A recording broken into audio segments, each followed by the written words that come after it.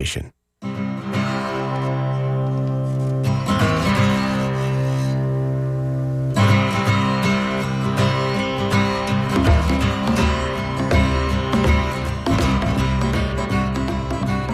to Tuesday Cafe. I'm Sean Canan, and we're broadcasting live on August 22nd from the studios of WMNF in Tampa.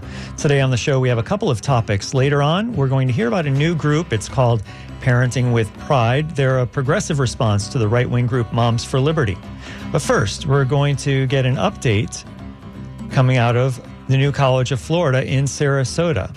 The latest is that students will be sent to a third hotel to live. This one is about 4 miles from campus. And joining me by Zoom this hour are guests, Mike Sanderson, who is a New College alum, and Stephen Walker, who is education reporter at the Sarasota Herald Tribune. He's been reporting extensively on Sarasota School Board and on this year's quickly moving developments at New College of Florida. So I want to welcome both of you to Tuesday Cafe, Mike and Stephen. Thanks, Sean. Thanks for having me. I'm really glad both of you could come on. Thanks so much for joining us. So we'll talk a lot about the changes that are happening at New College during this interview, but the latest has to do with the school closing some dorms and forcing most juniors and seniors to live in hotels. Stephen, why don't you take it from there with what's the latest we know about the living situation for students at New College of Florida? Yeah, so a little bit of background. Earlier this summer, I believe it was in May, New College of Florida commissioned a report, its first of two reports on all of the buildings on campus. And that report, was a facilities report examining, a lot of different aspects. But one thing it did mention was that the pay dorms, all three of them, were virtually uninhabitable. Even in the May report, it said that. And when they took that information and they started making arrangements to, facilitate off-campus housing for students. And this was in discussions back in May to June. A lot of it not communicated with students, at least very openly. There was public meetings, but nothing sent to students. Housing arrangements were changed very consistently, with students wondering, not really knowing where they would actually live.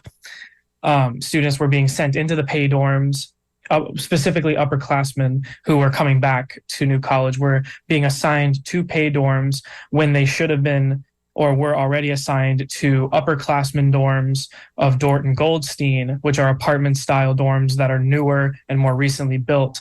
So that's where they were assigned. And because of the influx of athletes and first-year students to New College of Florida, the college made the decision to assign those students to Dort and Goldstein and reassign upperclassmen to pay dorms, despite the report saying that they were virtually uninhabitable.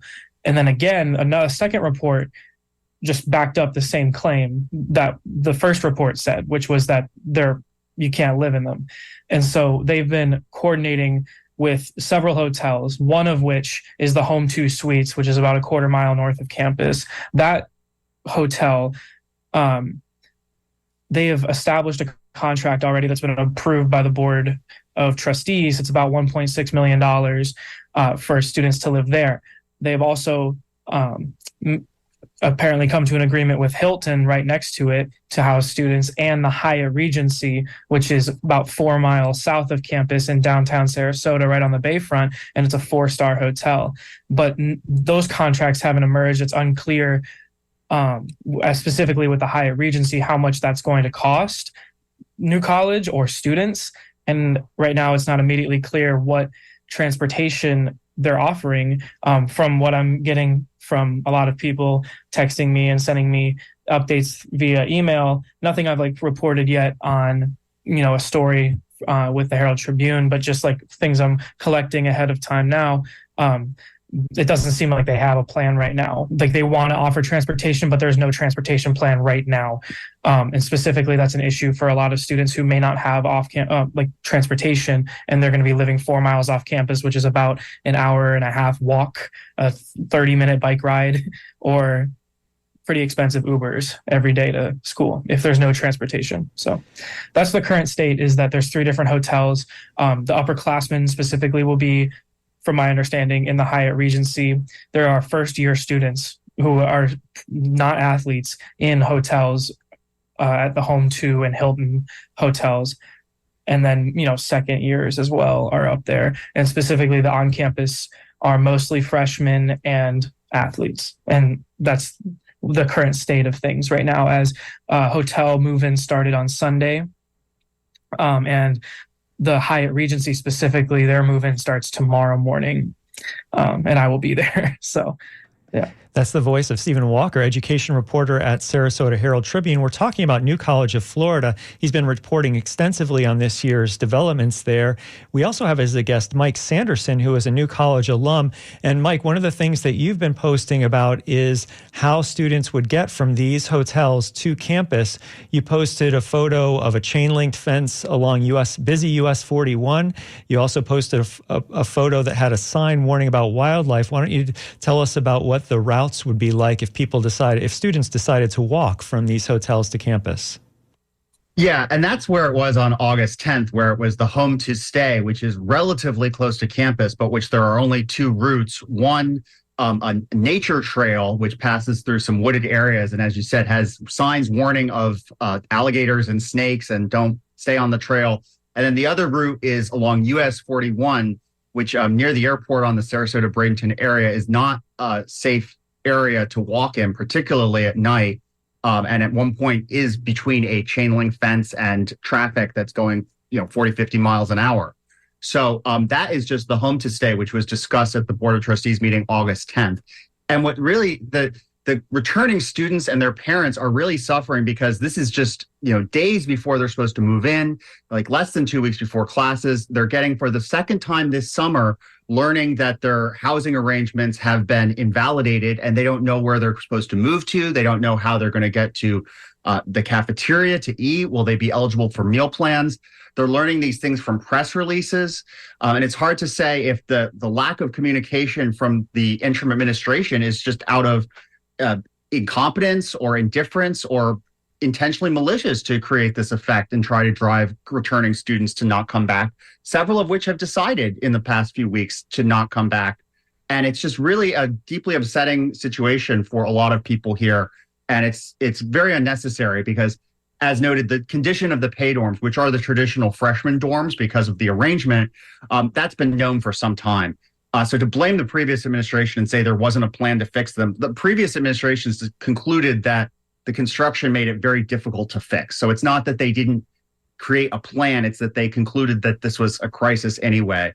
But regardless, to have told students just your housing is invalidated and you're going to go to these dorms, and then less than days before you're supposed to move in, you're going to a hotel.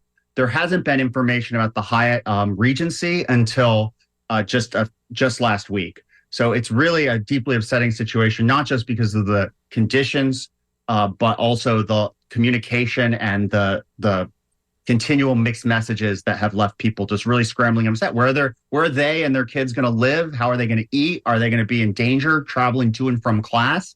This is really a terrible situation that's unfolding here over the summer. And if this sounds familiar to anyone, we have been talking, throughout the summer and throughout the spring semester as well about the changes at New College of Florida.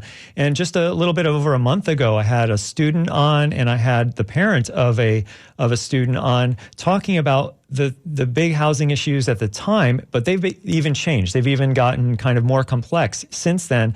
Last week, the college sent out a press release that had quotes in it from the interim president, Richard Corcoran. The college wrote that the housing exceeds the quality at most other schools, here referring to the housing in the hotels that they're referring to. But we've also been learning, and maybe, Stephen, you can fill us in on this. What are some of the restrictions that students face if they are assigned to one of these hotels instead of a traditional dorm on campus?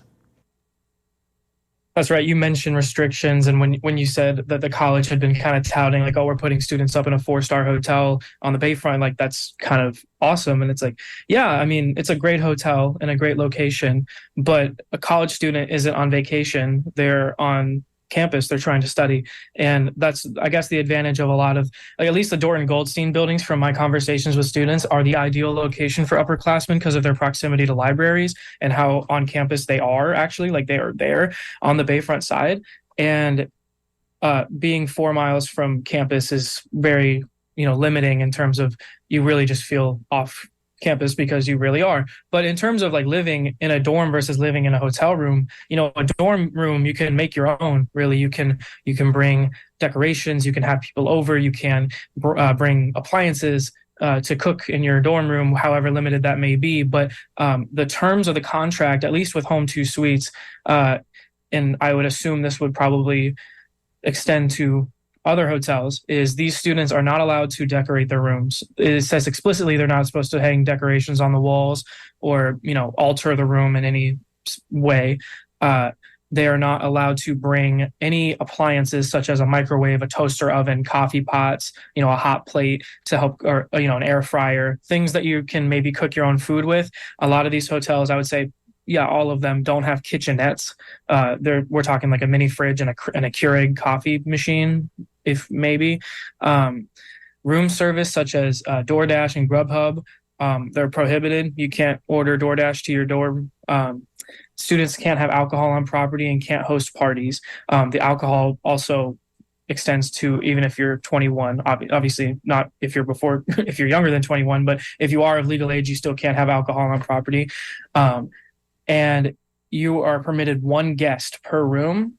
So you can't have any gatherings of like 3 or 4 friends over. Now, I think the college would come back with that and say there's a lot of common spaces that you can meet with people in these hotels. However, that's really only viable, I'd say, in maybe the Home2 Suites where they have the entire hotel as rented out. So it's really, you can feel safe enough, safe in air quotes maybe, like to go and, commune with your peers there. Whereas at these other hotels like the Hyatt Regency, they only have a certain number of rooms and everyone else is going to be like tourists and you don't know who's staying next to you. And so you don't really, perhaps maybe at like 10 o'clock at night, then you need to study and you don't want to take a shuttle to campus, or maybe there isn't one to campus. So you're going to go to the lobby of the hotel with 4 people to go study. You don't know who could walk in there. There's safety concerns that have been raised and also those restrictions like you mentioned. That's Stephen Walker, education reporter at Sarasota Herald Tribune. He's been reporting extensively on New College of Florida. We're also hearing from Mike Sanderson, a New College alum, and you're listening to Tuesday Cafe. I'm Sean Kinane. We're broadcasting from the studios of WMNF in Tampa, and we're getting a whole bunch of emails and text messages, which I'll get to in just a second. But I want to ask Stephen, you mentioned earlier the contract that we have for the Home2 Suites, and you asked for the contract between the Hyatt Regency and the college. What kind of response did you get when you asked for that contract? Yeah, so at the time of that I published my story about them closing the pay dorms and they sent out that press release, that was August 17th. Before that story went up, I reached out to my contacts at their communications office at New College. Haven't heard anything. I sent in a public records request with the legal counsel for New College, and their communications department made them both tagged on that public records request. I have not received that back.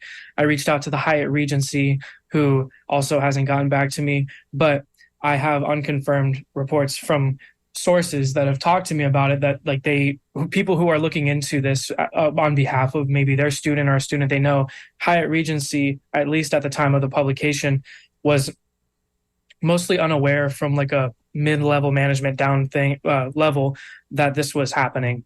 Obviously, I'm sure they've been filled in, and if this was something done up top, like between somebody who runs the Hyatt more in a senior position made this decision and now is communicating it with staff. But it seems like it was a very, I don't want to say rushed, but it seems like they came to an agreement before there was a contract set up, kind of like they did with the hotels. But it doesn't appear to me that there's a contract right now. I've requested it and haven't received it. So it's noted in all my reporting that there's been no contract provided. So there's really no details yet as to what restrictions there are. There could be less restrictions at this hotel for all we know. That's likely not the case, but we don't know because the contract's not available. I want to read a couple of these emails and texts that have come in because people apparently feel very passionately about New College of Florida and about the changes that are happening there.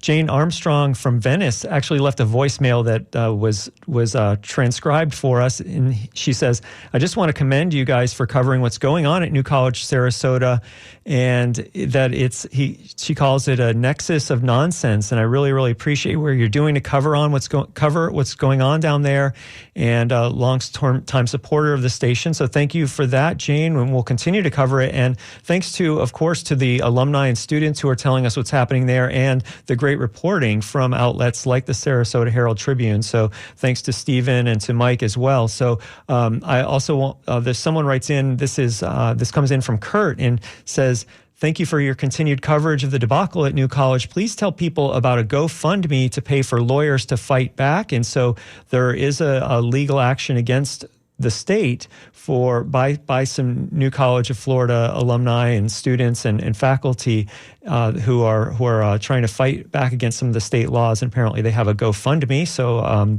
Kurt wanted me to let you know about that.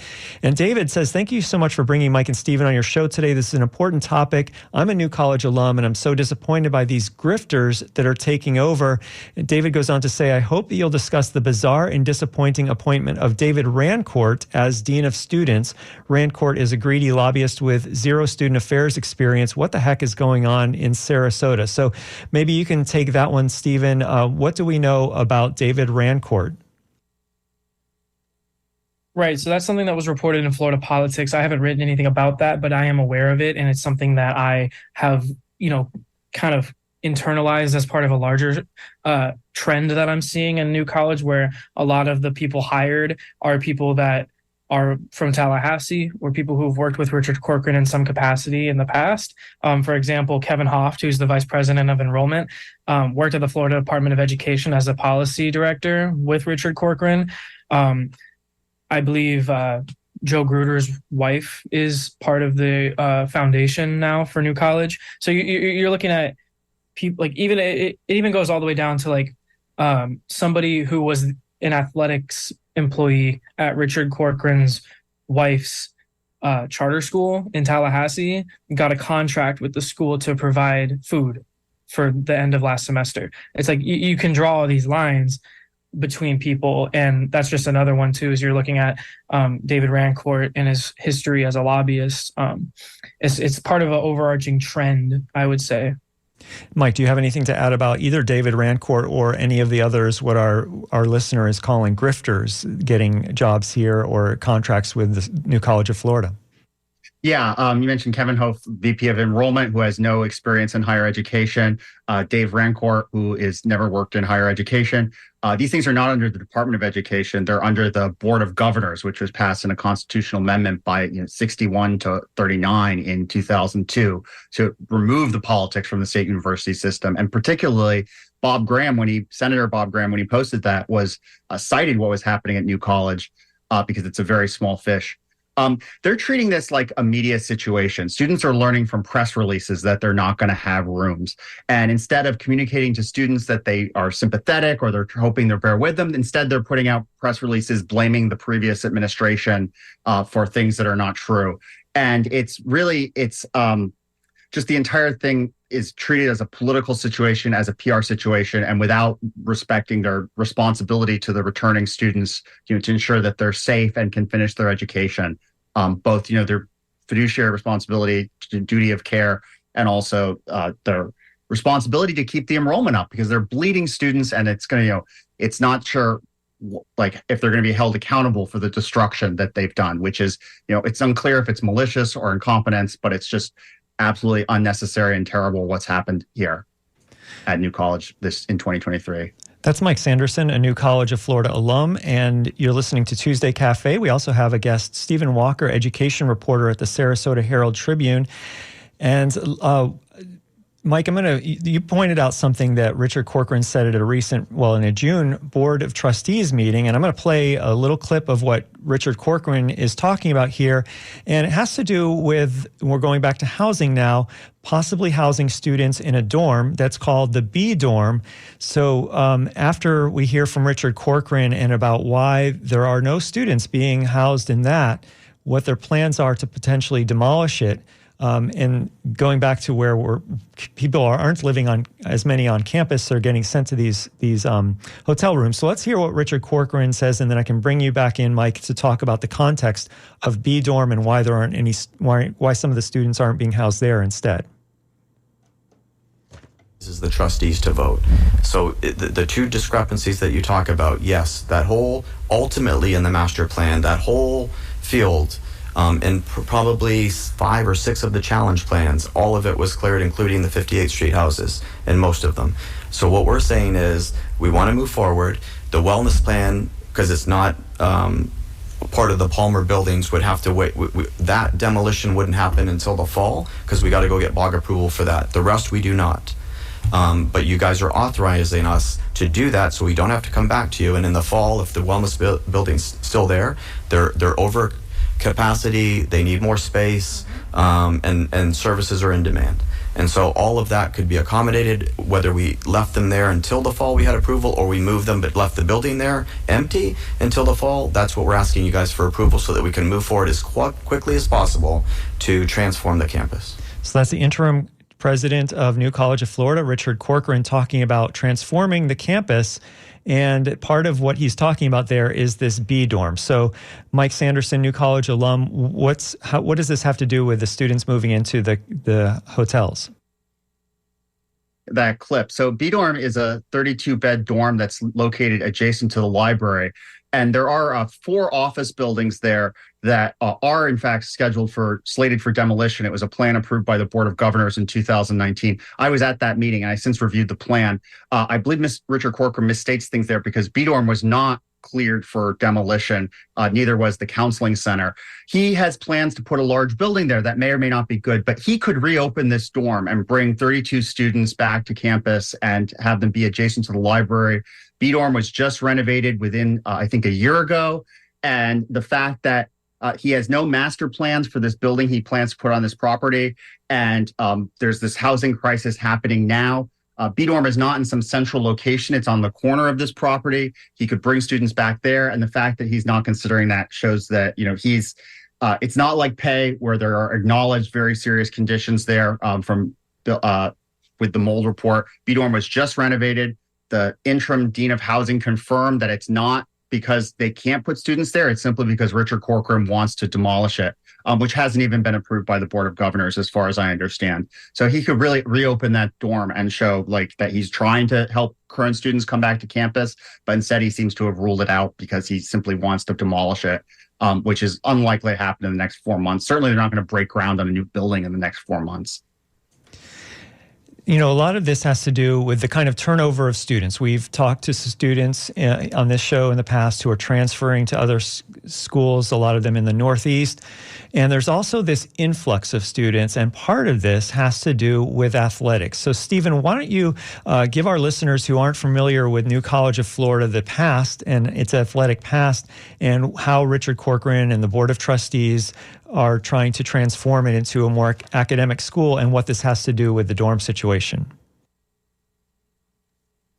Right. So something that I think you'd say the Board of Governors or the governor himself kind of appointed a lot of these trustees, and then down the line, Richard Corcoran as the interim, to do is to what they would say improve New College's numbers. It is a smaller school, and they have came forward with metrics that would indicate that New College is struggling.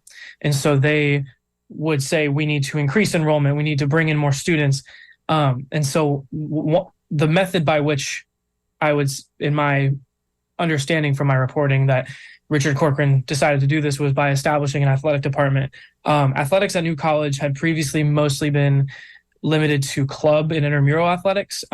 There's been basketball, rowing, powerlifting, sailing, esports, different things like that, but nothing to the extent of like an NAIA athletics department competing like in sanctioned games and sanctioned competition, mostly just intramural and club.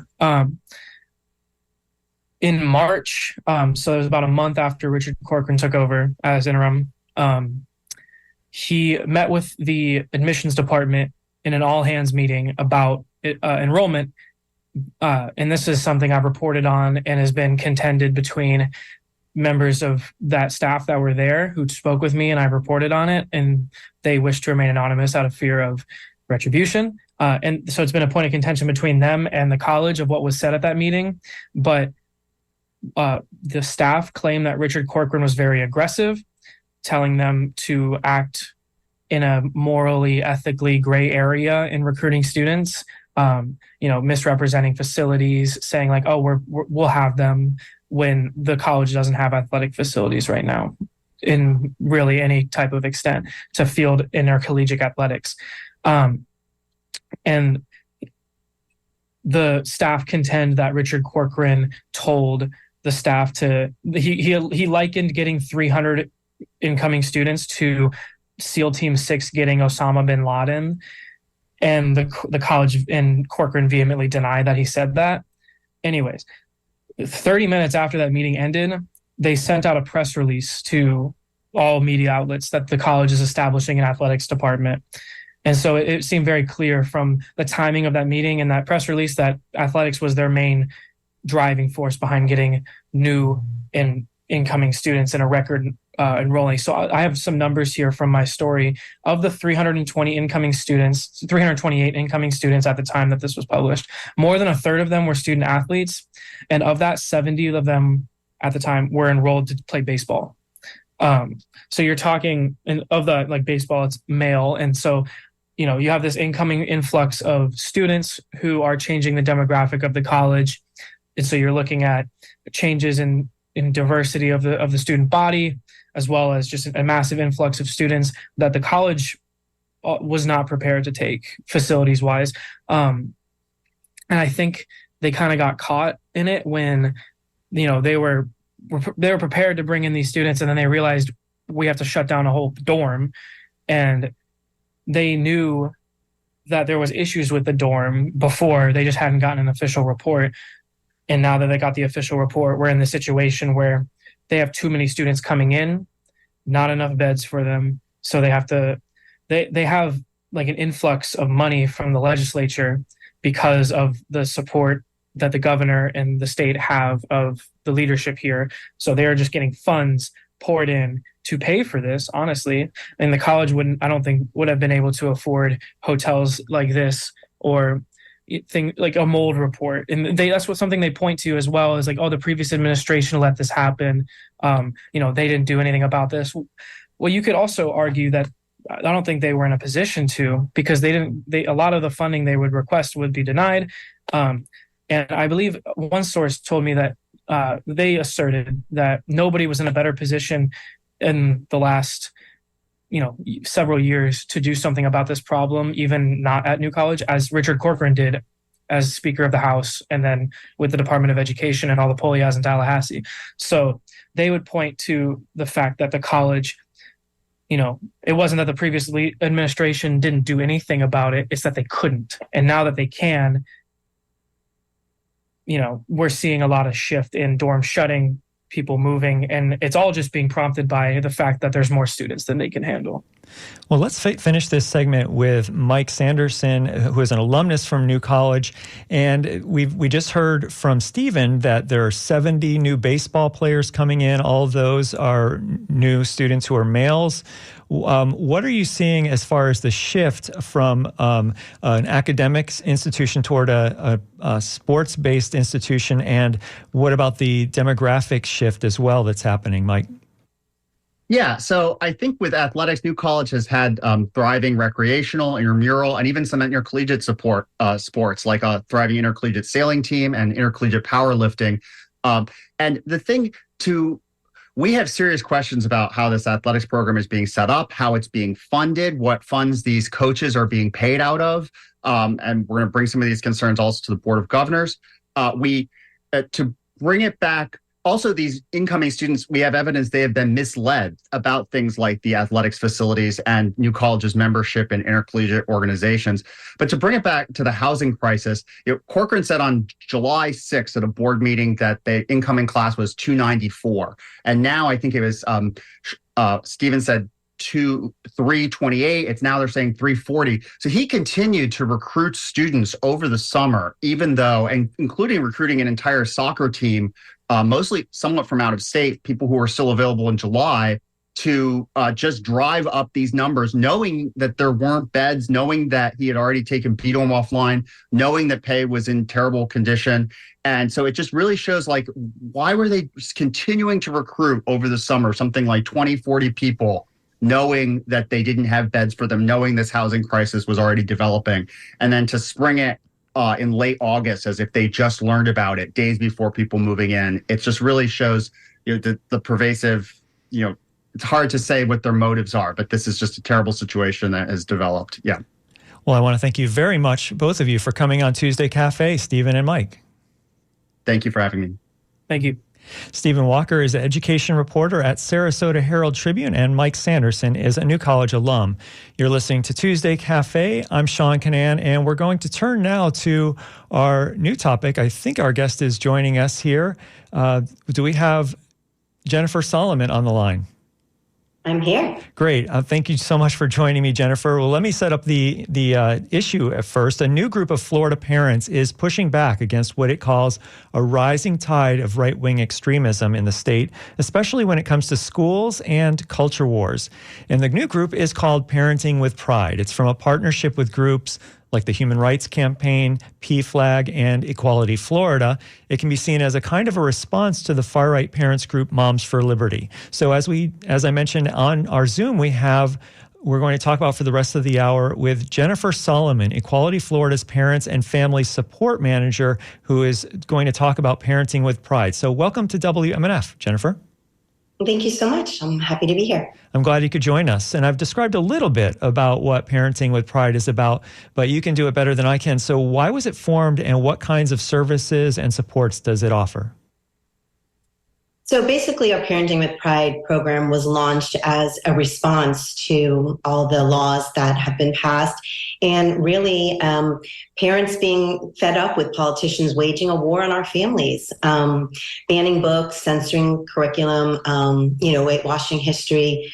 Really, parents are ready to take back our parental rights, and Parenting with Pride is going to offer families a place to be educated, to be supported, and also to advocate for their families. It's interesting that you use the phrase parental rights, because ever since 2020, through the pandemic, we've been hearing about parental rights, but often it's from groups like Moms for Liberty who say, we want to have the right to send our kids to school without masks, or whatever the issue is. And parents' rights kind of has come to represent, at least until now, this kind of right-wing kind of approach or view of things. But you are saying that there are people who aren't on the far right who also should have parents' rights. Absolutely. I'm a parent. I have a child in the public school system, and my rights are just as important as a Mom for Liberty. I think that the bottom line is, as parents, we all want the parental right, to raise our children the way that we see fit. And government really has no place in that. And, unfortunately, Moms for Liberty are very loud. They're really not, Ron DeSantis has said that this is the voice of parents in the state of Florida, and I disagree. I think the voice of parents in the state of Florida are parents that want to make sure that our kids have a safe learning environment, have a place where they are getting information so that they can go on to college, that they can go on to become productive adults in society. And so parental rights are not just for some, they're for all. And some of these laws that have been passed have been targeting specifically our trans youth. And we want to empower our parents to let them know that they also have rights. So it's not just rights for some, it's rights for all. Laws that target trans youth. One of the things that we're hearing in school boards across the country, across the state, as school is starting, we're seeing these permission slips that are coming back that parents have to sign. If Jonathan wants to be called Johnny, they have to get a permission slip, and it kind of stems back to this maybe if you'd let me use this word, this phrase, this scare tactic of using pronouns or nicknames for students who have been using these, but then the schools now have this they feel this obligation that they have to be uber careful. What are your thoughts about that? So, the problem is that we're not trusting our teachers to teach. And I think that stems from this control. Dismantling public education seems to be really high on the list of what our legislature is doing. And that's really sad for all kids in the state. Again, permission slips for kids to use nicknames should be used across the board then, not just for our trans kids. So you're right. If, Jonathan wants to use Johnny and a parent, signs a form, our teachers are able to use that, just like our trans kids. If their affirmed name is different than what's on their birth certificate and a parent signs a form, again, we have the right to do that. Our kids have the right to be respected in the classrooms. And I find it really sad that we're not trusting our teachers to do what they're trained to do. When I send my child to school in the morning, as much as we've heard some of the representatives in Tallahassee say they should just be there to learn math and English and nothing else, I disagree. My child goes to school, and a lot of times they're there for 7-8 hours with trusted adults. And I want my child to be looked at not just as a number, as student ID number such and such. I want them to be there with someone who's looking out for them socially, emotionally, and academically. And so unfortunately for our teachers, yes, they are scared. They are scared to support our kids and to go the extra mile. And I really think that that's a loss for all of our kids. Our guest is Jennifer Solomon, Equality Florida's Parents and Family Support Manager, who is involved in Parenting with Pride. And this is Tuesday Cafe. I'm Sean Kinane, and we're broadcasting from the studios of WMNF in Tampa. And it's August 22nd. If you'd like to call in and let us know what you think about any of these issues, give us a call at 813-239-9663. You can text 813-433-0885 or email dj@wmnf.org. The issue of having students getting support in the classroom that goes beyond the teaching of textbooks, I'm thinking that this survey that I read recently in the Miami Herald might come into play in that issue.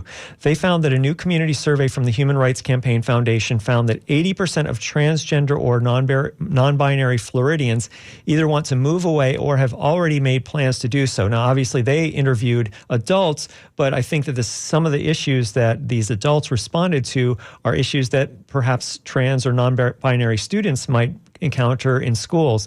This survey found that almost 80% of trans people and more than 45% of other LGBTQ adults said that bans on gender-affirming care affect their physical or mental health or their loved ones, and more than 80% of trans and more than 76% of other LGBTQ plus adults feel that bans on gender-affirming care worsen stereotypes, discrimination, hate, and stigma. So these bans on gender-affirming care, this might not deal directly with what students have to necessarily deal with, but I think this survey is getting to the point of the atmosphere, the climate in Florida. So can you speak to that? Yeah, absolutely. I know dozens of families that have had to move. This is the year 2023, and we are literally having families move out of state because they can't parent their child, whether it's a safe learning environment or being able to talk to doctors about what's the correct care for their children. And I think that's a really sad. Mental health of our kids, and as you can see in that survey, it's absolutely off the charts. When a child is in school and they're worried about what restroom they're going to use, they're not paying attention to algebra.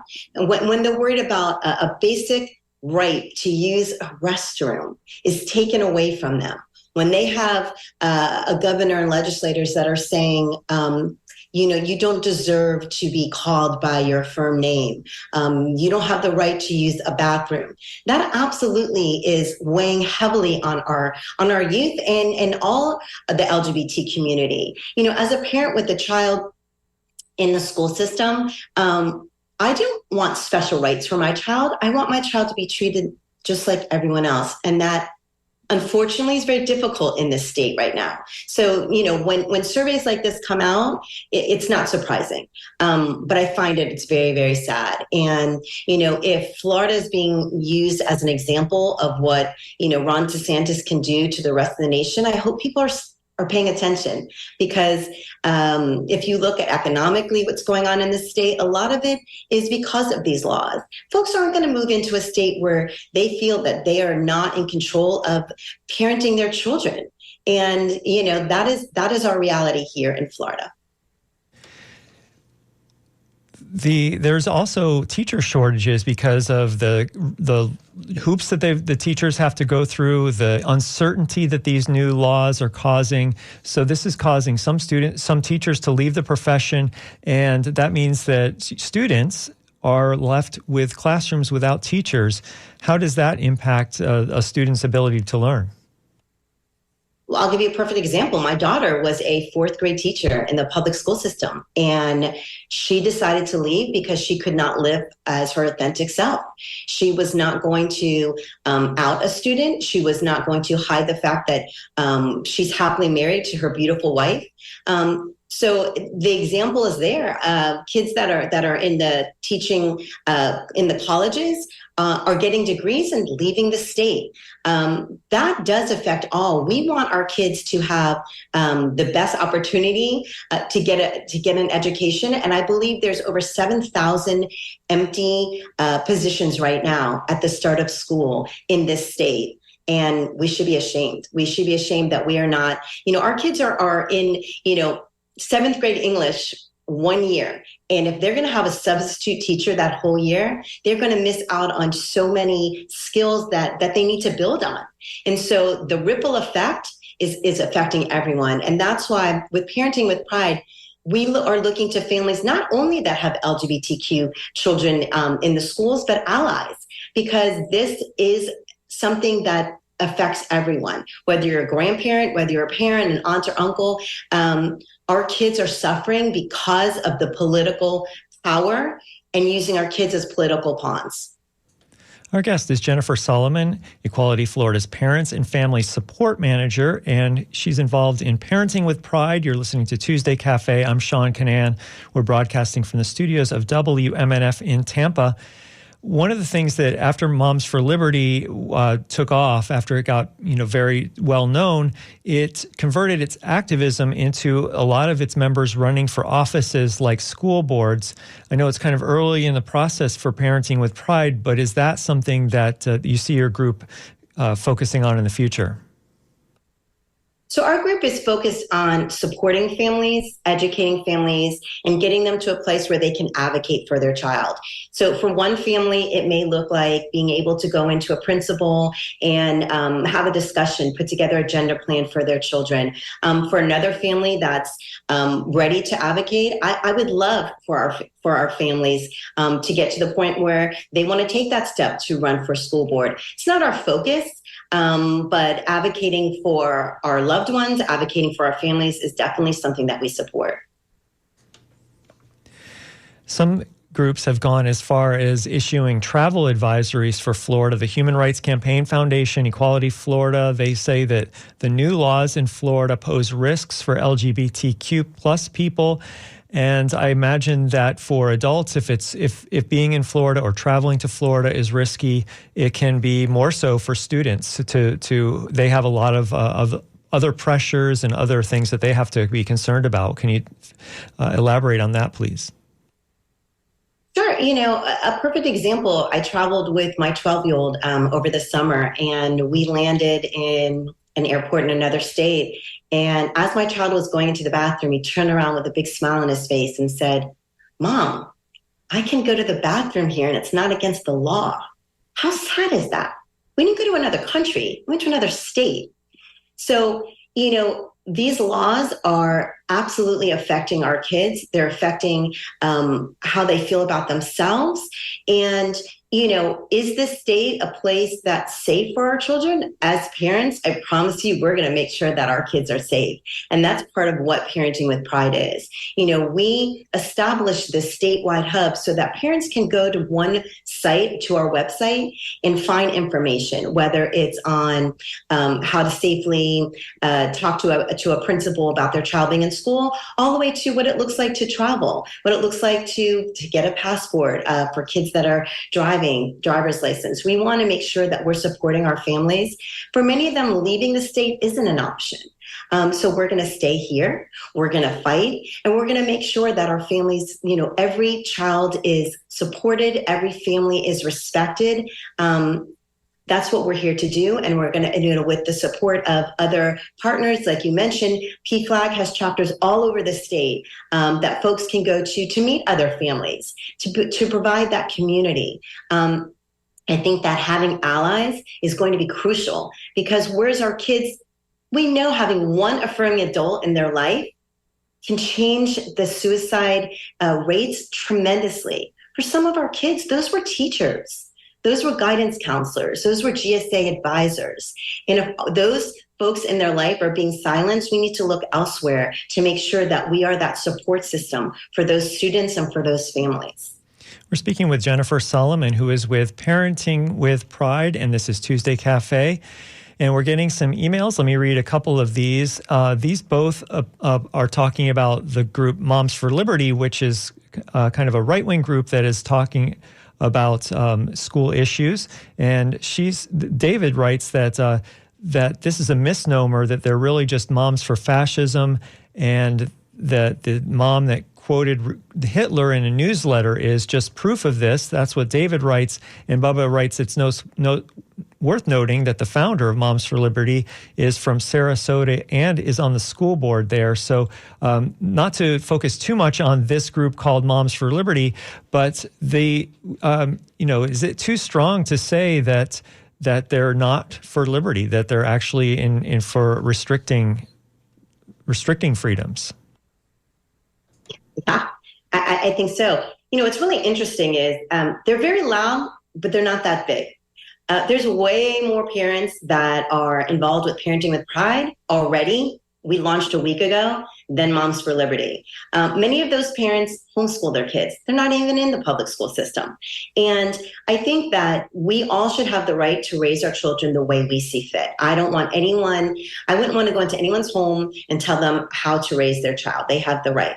They have the right to go to a private school. They have the right to go to a charter school. They have the right to homeschool their child. What they don't have the right to do is to go into the public schools and remove books because it's something they don't want their child to read. And so I think that this movement that seems to get a lot of attention because they're pretty radical, it's not as big as they seem.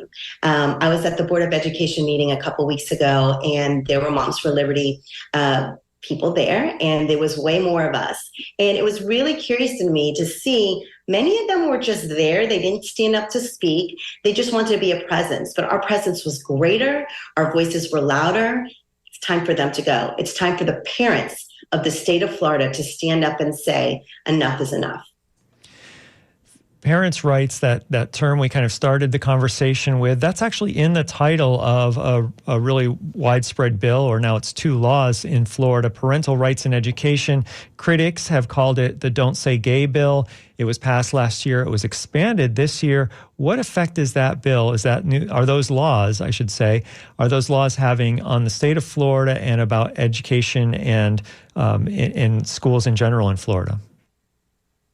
Yeah, so Don't Say Gay, how it's been coined, really is very vague, and that was done on purpose because it seems that every school district is interpreting it the way that they see. They're obviously scared because they can see what our governor can do. That they don't want to be removed. School board members are cautioned to, not speak up because they feel that, they don't want to lose their position to help all children.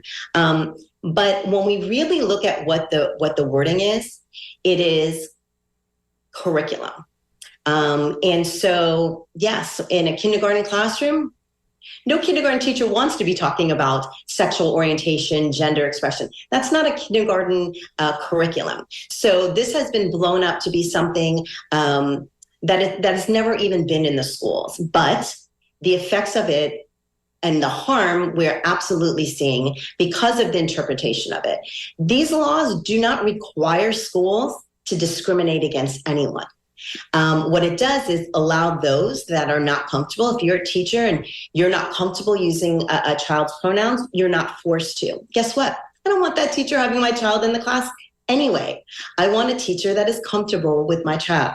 If there's a teacher that says, using he, him pronouns, is fine, and I want everyone in my class to feel comfortable and respected, they are still allowed to do that. So again, the vagueness of these laws really vary not state by state, but school by school. And I think that the key is to really educate all the superintendents and the principals and leadership so that teachers still feel empowered to protect and respect our students.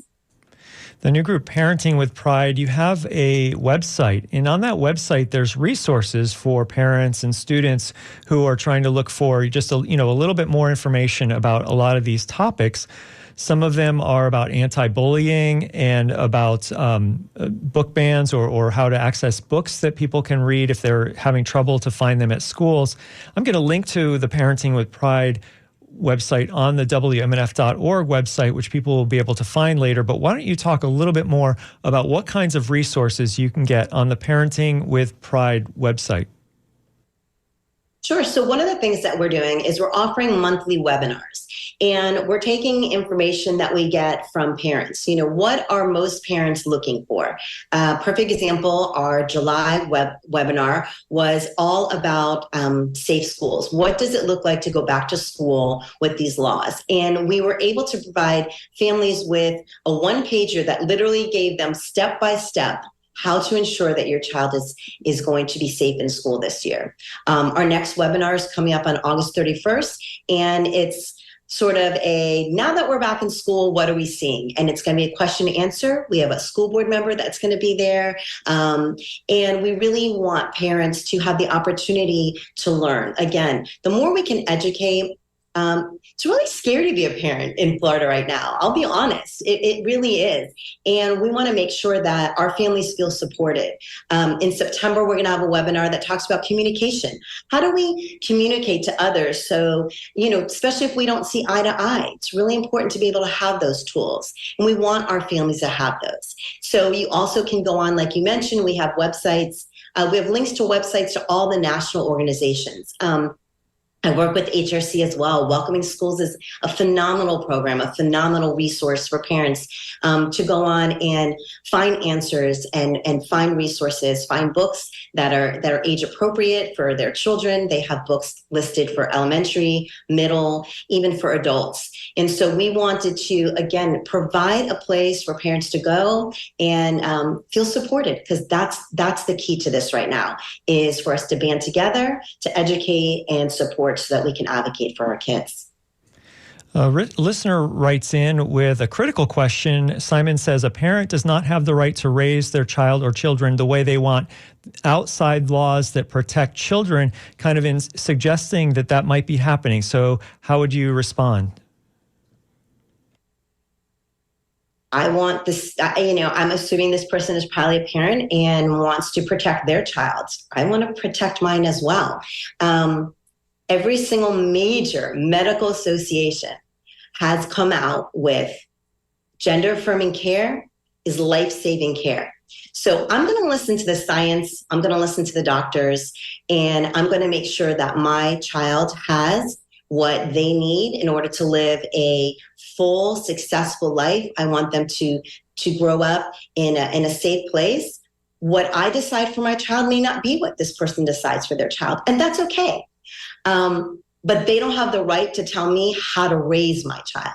I'm not breaking any laws. I'm making sure that my child has every opportunity just like theirs. Well, I want to thank you so much for coming on Tuesday Cafe, Jennifer. Thank you for having me.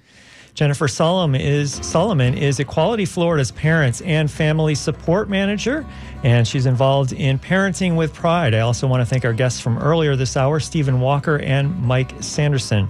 If you missed any of these interviews and you want to watch them, you can watch them on our website, WMNF.org, beginning this afternoon. I want to thank our phone screener, DJ Spaceship, and you've been listening to Tuesday Cafe. I'm Sean Kinane, News and Public Affairs Director at WMNF Tampa. During this time slot tomorrow, Shelley Reback will host Midpoint. Her guests will talk about the heat. Dr. Tom Bernard from the USF College of Public Health and forensic meteorologist Andy Johnson will be guests on the show. Next up is Wavemakers with Janet and Tom. Their guest will be Robert Plunkett, a Sarasota writer whose cult classic comic novel My Search for Warren Harding was recently republished. This has been Tuesday Cafe, coming to you live on August 22nd, 2023 from the studios of WMNF Tampa. You can support programming at WMNF.org. Thanks so much for listening.